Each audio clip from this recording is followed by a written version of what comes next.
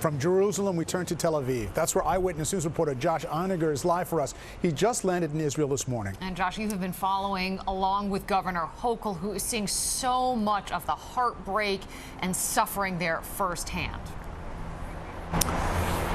And also some hope, Liz. Good evening from Tel Aviv. It's 11 o'clock right now local time. It's been a very long day for Governor Hochul, who landed actually earlier this evening at around 5 or 6 p.m., then immediately hit the road, visiting two different locations, focusing mainly on the extent, just the numbing extent of the loss people in Israel have had to face. We could show you video from her first stop. She stopped at a kibbutz just a little bit to the north of Tel Aviv, where a lot of people have relocated after having been had to abandon their homes in the south, the target of that Hamas slaughter on October 7th. She witnessed a list of 12 names. That's the number of funerals that were attended just in the last day or two.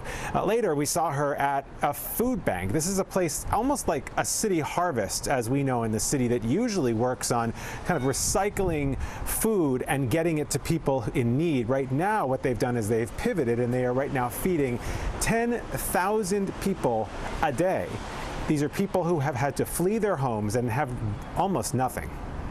I'll tell you what I've seen. The resiliency of the Jewish people, the strength of people that I've sat with who, under ordinary circumstances, you just wonder how they can deal with the pain that they must be feeling. I saw a board which had all the funerals, the daily funerals that were going through. There were 12 today from this one place in the south where they had all come together at a hotel just to find some sanctuary. For the Jewish people that I met today, the Israelis who said, we're here to stand up for what is right, I was in awe of their strength and their courage. I have my son, my son-in-law, a lone soldier who lives by us, my daughter's boyfriend, are all in combat units in the front line. So personally, a basket case. Nationally, it's very difficult. I know we will come out of this. The state of Israel will be a strong country, but there is still suffering to come, and that's the sad part of all of this.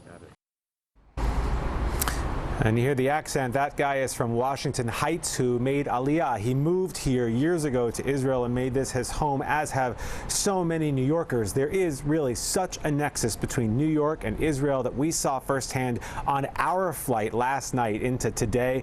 We talked to a woman from Teaneck who was visiting her grandkids, even though her neighbors told her they couldn't believe she was taking that risk, but she could not stay away. And a man from Brooklyn who was shipping dozens of duffel bags of armor for the IDF, with whom he was then going to work and fight against Hamas in the impending ground war that everyone expects could happen any day. We will hear from those folks and show you the scene at the airport, which is very busy, busier than you'd expect in a country on the brink of a ground war. We will have that coming up on Eyewitness News at 5.